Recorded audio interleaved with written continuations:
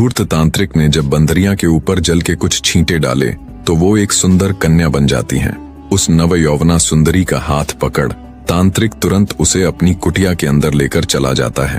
पेड़ की आड़ में छिपे राजा विक्रमादित्य ने जब ये दृश्य देखा तो वो स्तब्ध रह गए। उन्हें कुछ समझ नहीं आ रहा था। सोचा कुटिया के अंदर जाकर देखा जाए कि आखिर माजरा क्या है, पर फिर कुछ सोचकर वहीं रुक जाते हैं। सुबह हुई तो तांत्रिक फिर से उस अप्सरा सी कन्या को बंदरियां बना रोजमर्रा की तरह नगर की तरफ चला जाता है। तांत्रिक के जाते ही विक्रमादित्य उस तांत्रिक की कुटिया के पास गए और वहां रखे दाएं कलश से पानी ले कुछ छींटे उस बंदरियां पर डाले तो वो तुरंत एक सुंदर कन्या बन गई। राजा विक्रमादित्य ने उससे पूछा कि ये सारा माजरा क्या है, क्यों वो तांत्रिक तुम्हारे साथ ऐसा कर रहा है।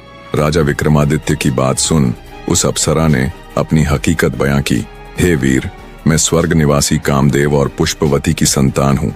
घूमने और शिकार खेलने के लिए कभी कभार मैं पृथ्वी लोक आ जाया करती थी, पर एक दिन जब मैं यहाँ एक हिरण्य का शिकार कर रही थी तो मेरा चलाया गया तीर हिरण्य की बजाय साधना में लीन तांत्रिक की बाह में जा लगा। तब गुस्साए तांत्रिक ने मुझे श्राप दिया कि तुम आजीवन मेरी सेवा करोगी, यही तुम्हारी सजा है। बस महाराज, तभी से ये सब चला आ रहा है। दिन में मुझे वो बंदरियां बना देता है और रात में मुझे मेरे वास्तविक रूप में बदल देता है और मेरे साथ अपनी मनमानी करता है। महाराज, उस तांत्रिक ने मुझे केवल अपने भोग की वस्तु बनाकर रख दिया। सुंदरी की पूरी व्यथा सुन राजा विक्रमादित्य को बड़ा दुख हुआ। वे सुंदरी से बोले, हे सुंदरी, तुम बिल्कुल भी घबराओ मत।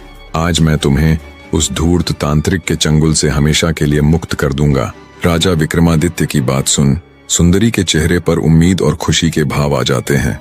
विक्रमादित्य फिर से उस सुंदरी को बंदरियां बना खुद एक पेड़ की आड़ में छिप जाते हैं। जैसे ही शाम हुई तो वो तांत्रिक आया।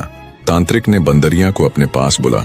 जैसे ही उस पर जल छिड़का वैसे ही फुर्ती के साथ राजा विक्रमादित्य ने बाईं तरफ रखे घड़े में से जल की कुछ बूंदें उस तांत्रिक के ऊपर फेंक दी।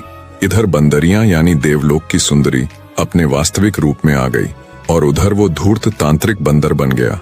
बंदर बने तांत्रिक ने खूब उछल कूद की, पर अब क्या होने वाला था। राजा विक्रमादित्य ने तुरंत अपने वीर को याद किया। विक्रमादित्य के स्मरण करते ही तुरंत उनका वीर हाजिर हो गया। राजा विक्रमादित्य ने उसे हुक्म दिया कि तुम इस सुंदरी को देवलोक छोड़ आओ, और उस उछल कूद करते तांत्रिक को देख बोले, यही तुम्हारे कर्मों का फल है। उन्होंने उस जादुई पानी के दोनों घड़ों को साथ लिया और उज्जैन नगरी की तरफ चल पड़े।